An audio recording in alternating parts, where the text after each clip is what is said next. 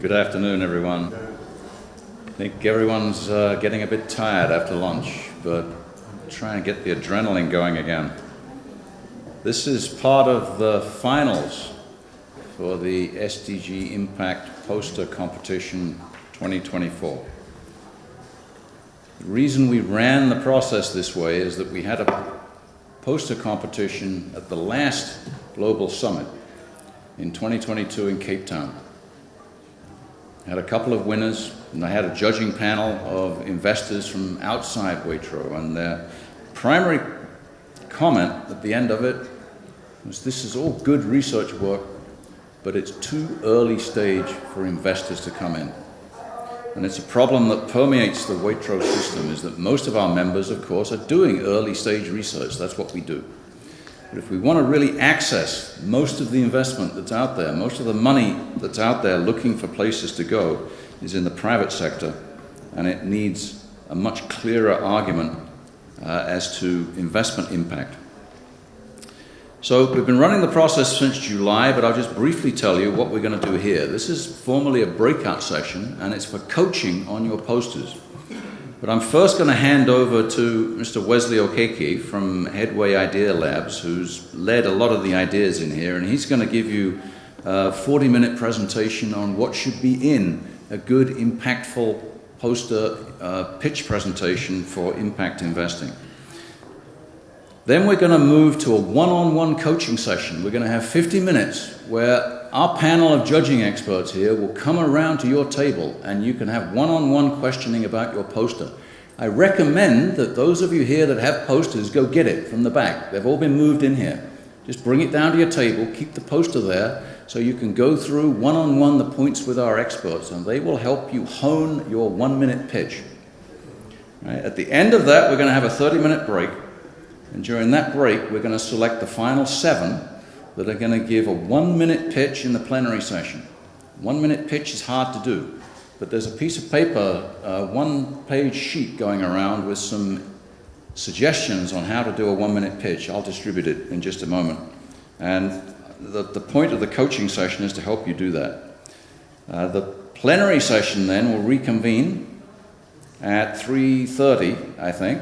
And it will start with a panel discussion of impressions by the judges, and then we'll have the 1-minute pitches in rapid succession. And the goal here is to select 3 winners, and they will be announced at the banquet this evening that you'll all be there.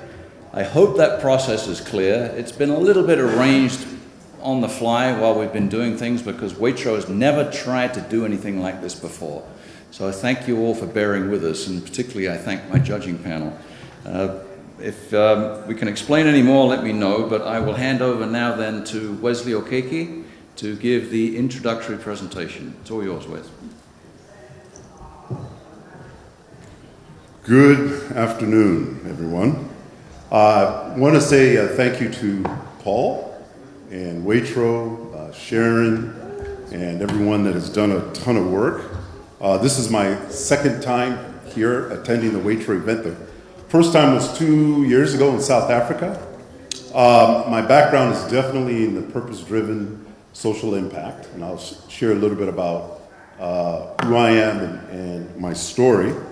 But also just grateful for all of you that have put a lot of work. I started out in entrepreneurship many, many years ago. I just turned 60 and I was in my early 20s, and I was developing things that actually people used and bought during that time, and I understand the challenges when you have an idea that you're very passionate about and what it takes to bring this idea to life.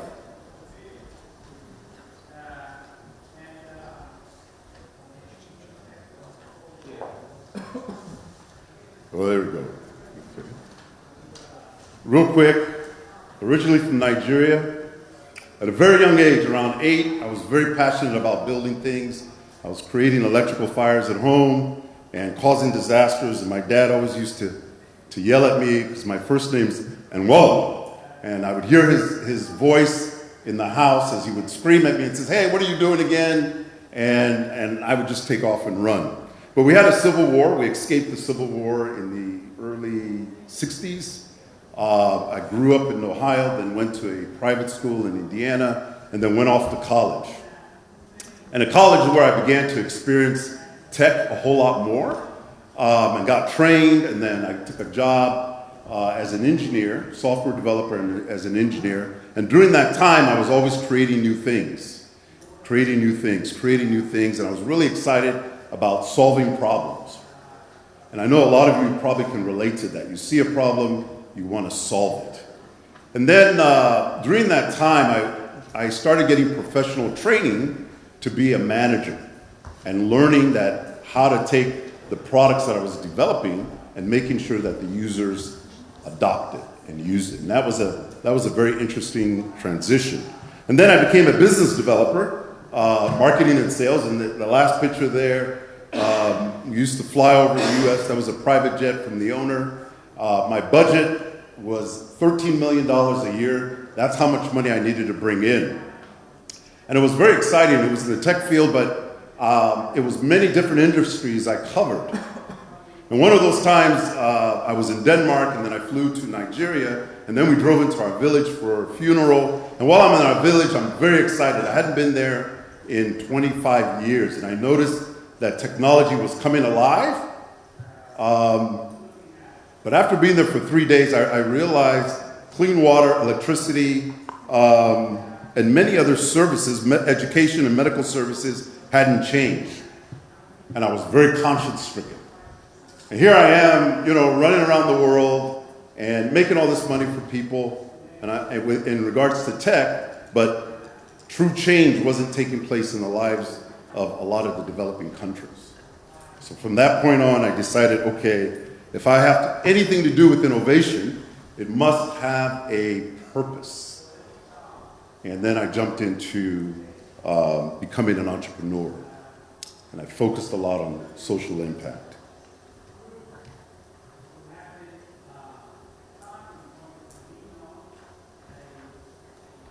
If someone can just change it for me, I'd appreciate it, sincerely.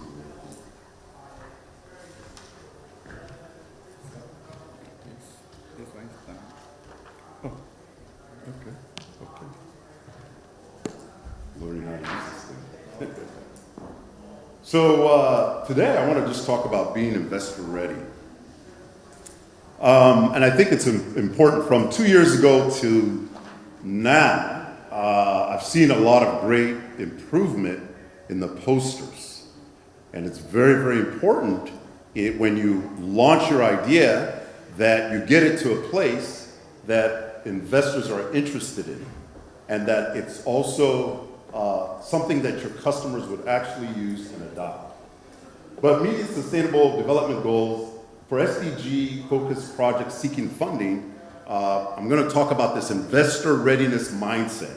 And it's literally taking the way you think, because I needed to do this. I'm a creator, I'm a problem solver. And you can do that within your own place or your own surroundings, but you have to make sure that that can be transferable over to the stakeholders, the customers and the investors, right? And so having that mindset, it literally takes a change in the way you think. It takes a change in the way you think. A lot of times we think, this is a fantastic thing, everyone should love it, and anybody that has money should just automatically give money to me because it's a fantastic thing. And that's a great thing to think about, but that just doesn't happen. So I've sat down with hundreds of startups, right? I started Headway Idea Labs about 11 years ago. I left corporate, and it was a really big challenge because I went into the pit of darkness and wondering, okay, what is this stupid thing I've done? And I'm very passionate about what I'm doing, and I'm going to solve these problems, but no one thinks that what I'm doing is actually that good. And it took time. It took time for me to learn what I needed to change so that what I was building or creating, the problem I was solving, was valued by others, the customers and the investors.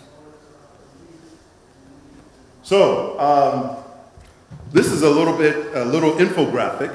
At the top is the startup founders or project developers, right? Thank you. And you got tons of them. Everybody's looking for money. And then you got in the middle what I call the investor criteria. These are things that you absolutely have to meet that an investor requires. But then at the bottom you have tons of investors. I call them hungry investors.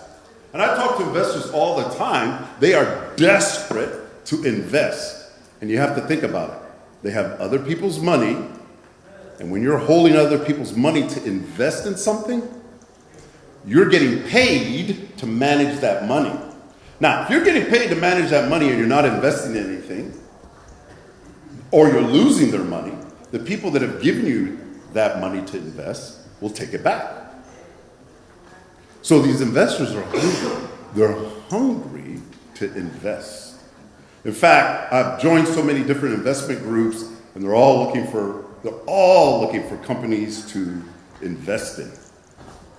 In fact, I have an investor, a VC on our board or on our advisory group of Headway, and he travels so much. In fact, the past 4 weeks, he's been only home 4 days. Why? He's traveling all over the United States looking for viable projects to invest in. But they get hundreds and hundreds of calls every week. But those companies aren't investor ready. So if you look at the top here, I call this the investor readiness iceberg. So on top, you see typically what you may present to an investor, right? A really nice presentation. I put in there obsession of the product. A lot of founders are very obsessed about the product. Impressive numbers regarding our projections. Overly technical posters. Sometimes we go into the details of the poster or our product and what we're developing. And trendy buzzwords. And what the investors want is typically what the startups and the founders don't see. And unfortunately, you don't have that many investors sitting down with you and spending hours of time trying to mentor or train you. So what they do is they just go through a lot of companies, they review their information, their investor deck, and if it misses something, go to the next. So when you look at what investors are typically want, they need to make sure that you have a deep understanding of the market. Right? You understand the people intimately. I missed something here. It's actually another slide.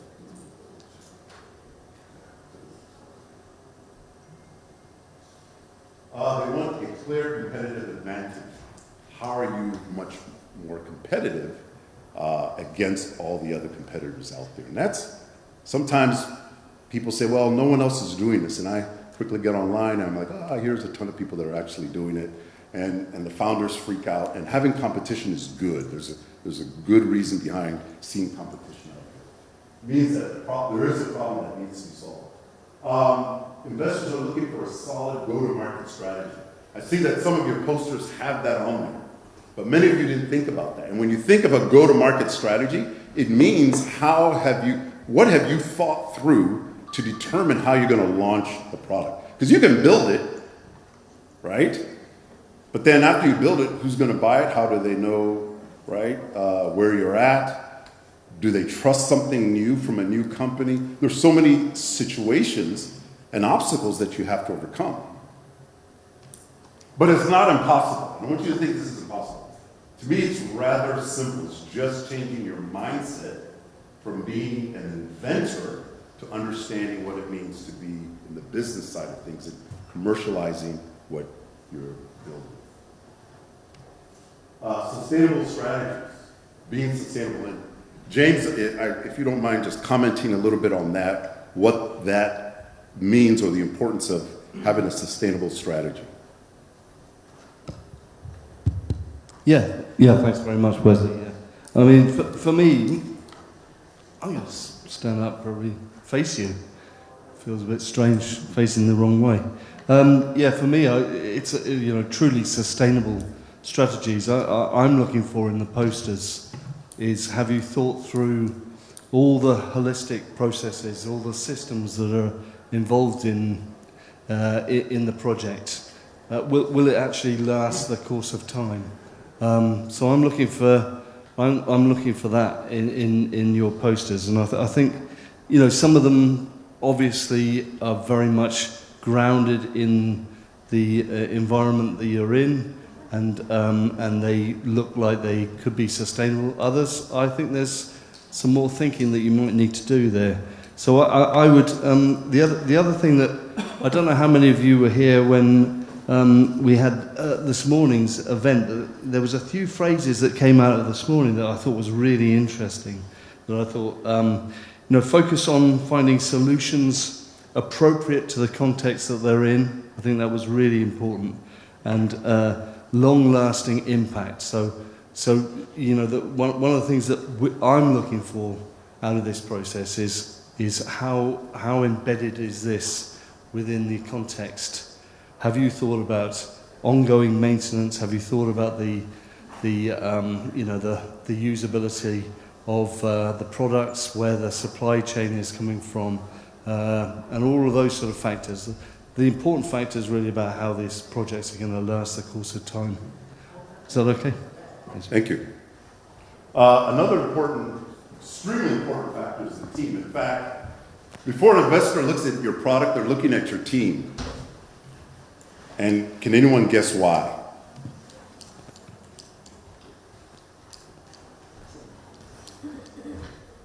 Any one of you? Maybe judges? Why would they look at your team? Yes? Well, if it turns out to be the wrong strategy, a good team can change the strategy. Ooh. Bad team is something. Yeah. A product, A business model, C team, failure. Right? A team, A business model, C product, possible success. They look at the team, they look at the business model second, they look at the product last. If you're like me, when you're developing a solution, you're thinking about the product first, and you're like, look at what I've created, this magnificent thing. It's going to solve the world's problems. And the investor comes up to you, or you've written all in your poster, you're talking about all this, the product, and the investor's listening to you, who you are, are you coachable, can you execute?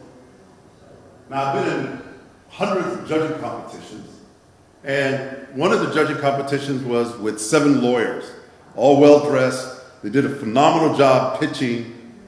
And then there was this African-American lady that got up, and her pitch was okay, but she had all the qualifications and skills in order to execute. The 7 lawyers were missing, because they're all lawyers, they're all exactly alike. And we asked them about, okay, who's going to do your business development, who's going to do your marketing, who's going to do this, and they didn't have answers for it. So that's what investors, they're looking at, because they're investing in you first. Then they're investing in the business model, and then they're investing in the product. What we focus on, typically as inventors, is the product first, business model second, and then, yeah, we got sort of a team, and sometimes we don't even have a good business model. And so it takes a mind shift, because the majority of your ideas, the majority of these 40-something ideas are amazing. But there's some things that are missing that is going to hinder you from getting any type of funding. Another very important component is the level of impact. I'm going to have Jean-Luc here, if you can just talk about impact real quick. Yeah, so it's Jean-Marc for everyone. We have an inside joke on all our names. So the impact, I mean, if you're talking about normal investment, I guess not sustainable, right? This doesn't apply. But in this case, for what we're doing here, we are talking about impact investment.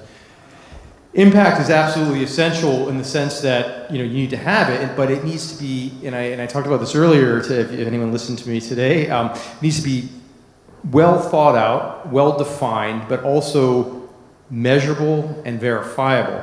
And verifiable going on beyond, you know, the life of the investment that the investor put in. They want to see that this is going to continue, you know, beyond that, right? So you have to have monitoring and evaluation in place to make sure you can look at the impact. But it's actually important that it's measurable, right? So if it's not, and you say, okay, well, this is what it's going to do, you know, whatever, we're going to have, you know, save a certain amount of water or CO2. Well, yeah, fine, but we need to see that. That needs to be quantified. So that's absolutely essential. So that's what I'll say about impact. It doesn't, you know, it needs to be pretty, but it needs to be quantified. Thank you. A few things to remember. Investment money is not alone. It is not alone. It is not alone. A lot of times we think they should just be able to give me the money. They got millions of dollars. If you totally screw up, unless it's something unethical, they can't come after you for their money. So it's not alone, right? It's not free money. Someone has to pay for that. It's not even insured money. It's not insurance, right? So you really have to think, if you're going to go to somebody and say, hey, give me some free money and risk it on my team, well, what does your team look like? Somewhat put together. They're going to say no. Well, risk it on my business model or risk it on my product, and you want $500,000 or $1 million. I see some of the posters asking for millions. You're literally asking for someone to risk millions of dollars on you. So to think about it, it's not alone. This is a mind shift you must have. And so you really have to be strategic. As investors, we look for projects, companies that recognize that the product is merely the vehicle. The product is only the vehicle for delivering your value to your customer and creating a significant life impact. The product is not the full value. And this is where I teach a lot of companies, you need to find deeper value outside of your product. I can't go into it today. But then it creates a significant life impact. It has to be an impact in these people's lives that is a drastic change, that it has enough value they're willing to give you money and give you the amount of money for you to be sustainable. You can't sell something for $1, €1, and it's not sustainable. You need to sell it for 10. But if you sell it for 10, the people that are supposed to buy it don't value it at 10. They may value it at 5. So you really have to think through that. A founder that desires to accomplish the above is the one that focuses not solely on developing a prized product, but on intimately understanding and meeting the needs of the people it serves.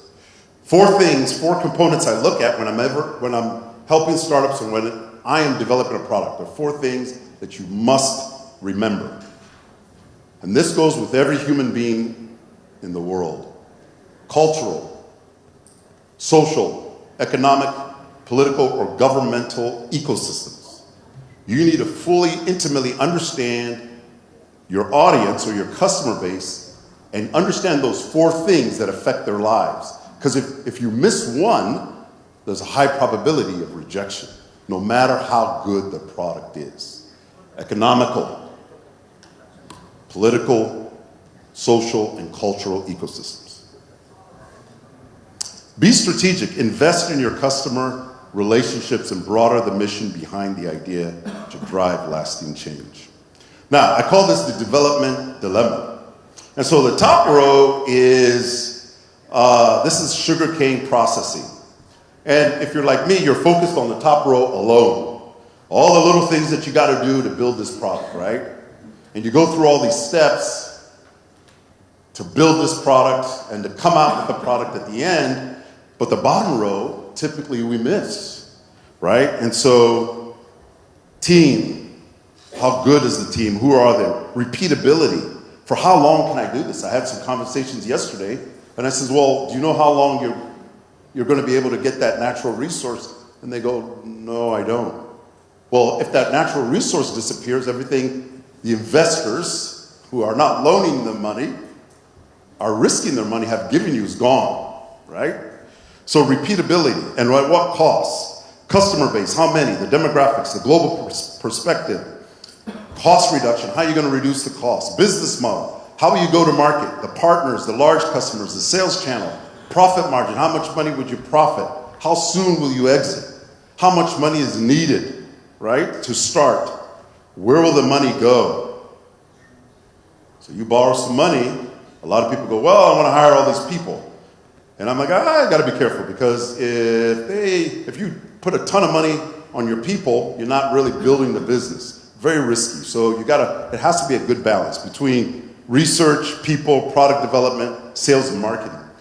Investors love when they see a lot of money towards sales and marketing, because the product is a little bit more stabilized. I wouldn't want to risk a ton of money on building a product that hasn't been fully validated. Because if that product fails, all that money is gone. And the investor is not going to pick up your product and say, well, I'm going to continue this business. That does happen, but that's very rare, and that's not why they're in business. They're in business to invest in you and mentor you and watch what you're doing take off. Okay? They want to see things like this. They want to see good market demand. They want to see good reviews from early adopters and knowing your customers. And they like to see that you have contracts that are waiting. When I used to sell with that $13 million budget, I would find customers and say, hey, here's my product. My product is not done. But I would find customers that were desperate for it. And there are times I would get $150,000 to finish the product. And that was not a loan, and it wasn't even an investment. They just desperately needed the product so badly that they were willing to give money to have me finish the product a little bit more modified to what they want. And then I would give them, because of the 150 grand, I'd give them a discount for 3 to 4 years, sometimes exclusivity. And I just helped another company do this 2 years ago, and they raised about $3 million. And I says, here's what you do. Negotiate with some of your customers that have big money, and they are desperate for what you're doing. But if you don't know how desperate they are for your product because you haven't really done that work, then a lot of times you build products and people aren't willing to pay for it. So at Headway, we offer a unique investor-focused entrepreneurial program designed to address key limitations in the traditional technology readiness level, the TRLs, used by agencies like NASA. And the TRLs provide a structured approach to advancing technology from concept to operational use. They primarily focus on technical validation without offering extensive guidance for commercial market readiness or investor engagement. So there's a gap there. And I've been doing this for a long time, and I've sat down with hundreds of investors, hundreds of startups, good, bad, and I've worked on a lot of projects that were being developed, and the goal here is to prevent this failure, but this failure normally starts in the beginning as the inventors are developing. So NASA's TRLs and innovation focus on the significance of science, and a lot of us do because we're focused and we're excited about the science we're involved in and creating and developing. Right? And this is where the unique gaps exist, because the science becomes the focus and the customer, it becomes secondary. And science is very important to solve problems, but you have to have this mindset that science is amazing, don't get me wrong, but you go and read a ton of stuff regarding the success of scientific projects, and you see it's extremely low. While I worked for corporate, I was mentoring, and I don't have my PhD, but I was mentoring a lot of PhD researchers that had IP that they were trying to commercialize. And I was able to help them have that mind shift. In fact, 2 of them started businesses. One got tons of funding. But when I had met her, she was doing so much research, and she was trying to launch some of her research, but had a very difficult time. Now, I'm not going to go through all of these, but I can give you this presentation. So Here I was just laying out the gaps between investor readiness, what it emphasizes and what it is important about, what's important about it in regards or in opposition to TRLs. And I think it's very important to understand that so that you can address those gaps in the development process of your product and business so you can reach commercialization. In 2015, United Nations set forth the Sustainable Development Goals to address global challenges by 2030. With less than a decade left, businesses play a vital role in achieving these goals by embracing sustainable practices. Companies that align with SDG can tap in an estimated $12 trillion in market opportunities by innovating solutions for issues like resource scarcity, climate change, and health risks. Shifting to a circular economy model allows businesses to reduce costs, minimize environmental impacts, blah, blah, blah, blah, blah. Which is important. And I don't have time to dig into this, but social impact, which a lot of you are is not charity, and you can't think like that. And I know that's a deeper discussion. But a lot of time, when I first started out, I was focused on social impact, but I needed to have a mind shift because if I operate as a charity, what ends up happening is I end up running around looking for money, and I'm not able to sustain myself as a profitable business. Headway in Houston is the only accelerator that is a for-profit. And I had got zero funding. I just, like many of you, bit the bullet and went into the dark holes of entrepreneurship and came out. All the others that got funding disappeared. And so most of them turned into nonprofits. And the reason being is that a lot of them look at themselves or operated as charity and did not put on a business mindset. And if you don't have that strength, the smartest thing to do is find people and bring them in that do. And here's a few examples. M-Copa's business model and strategic expansion. It's a fintech platform that provides digital financial services to underbanked consumers in Africa. Look at their team, experienced leadership led by a CEO. The management team brings extensive experience in technology and finance, guiding strategic decisions effectively, right? And a lot of times if you're in an industry and you're building a solution and you don't have a long-term experience in that industry, you need somebody that does, because investors are going to look for that. And it's going to help you build a product that really solves a problem, and you're not going to miss the mark. If you miss the mark by 10 to 20%, that could mean total failure.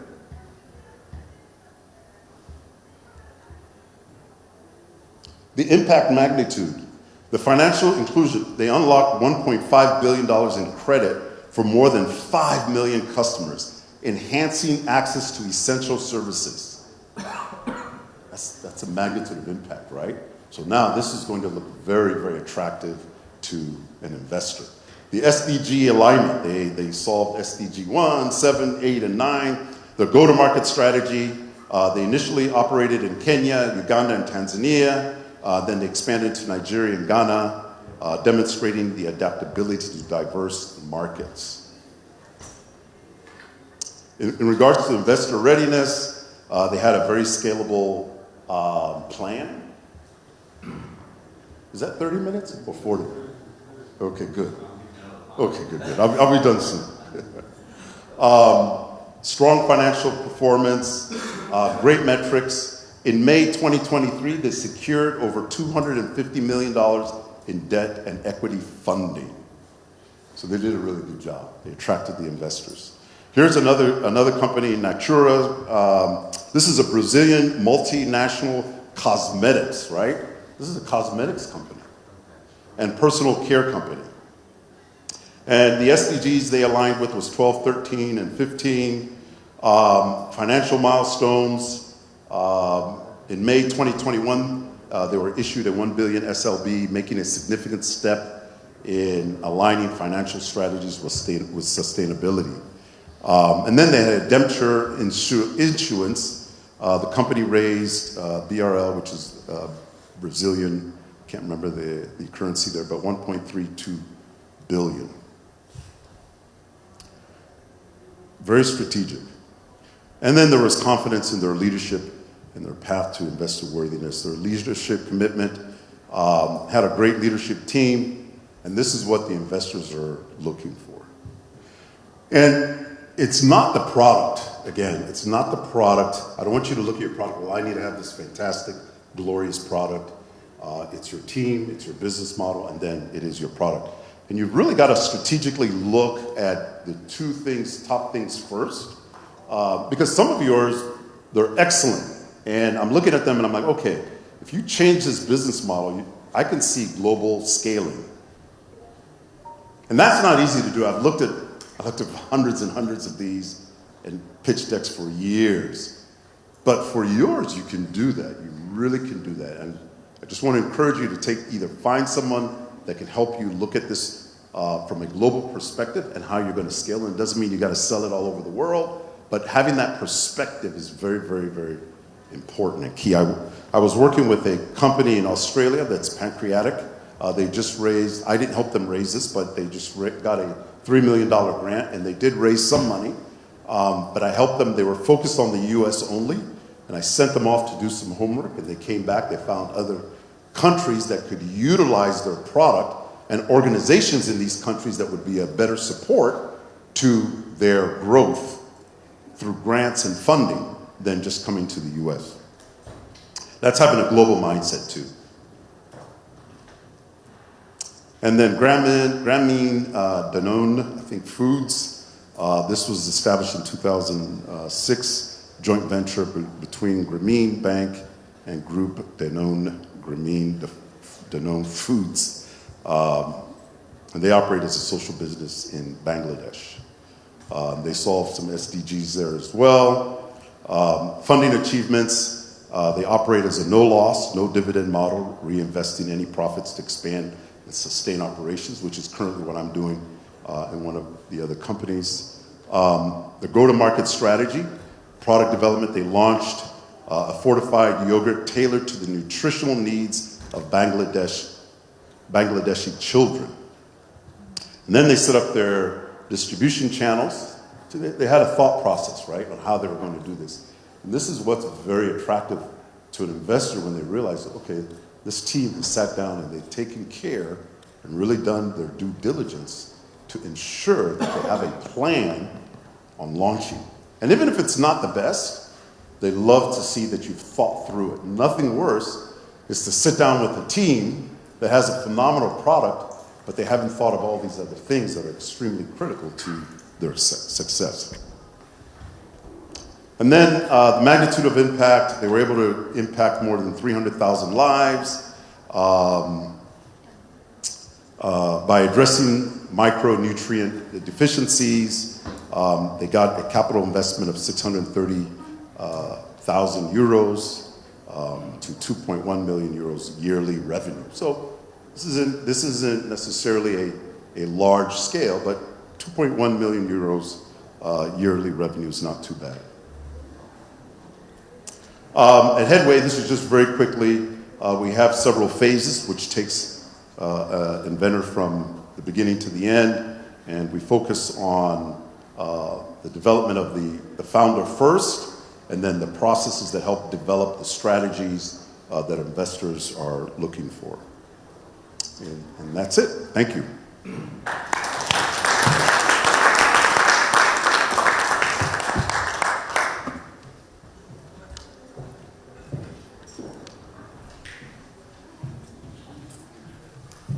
Thanks, Wes. So now we move into a less formal session where our expert judges here will start just interacting with you and your posters. I suggest, as I said before, if you have a poster, it's up the back there. Feel free to go get it. Bring it to your table so that when the judges come around, you can actually look real time at your poster and they'll give you some valuable criticism and suggestions for the poster, and also you can start developing ideas for your 1-minute pitch. So this is it, and we'll run that until 3 p.m. and then we'll break for tea break. Okay? 拿着自己的海报，然后到桌子上，互动，当面对互动。刚才说的这个环节有1个小时，这个你就稍微录一下就行，不要录下。它不通过话筒讲，没有意义。Two issues that we're trying to solve. The first issue that there are no services to support this market. Another issue is that potential customers don't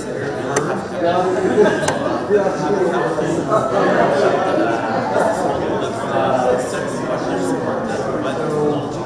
And the way we do it is we create a revenue shared model with us and technology providers where we have a bill rate and transfer. This way, the investment comes from outside, we benefit, external investors benefit, and then the customers benefit, and then we get the technology is part of it. Okay. So, I mean,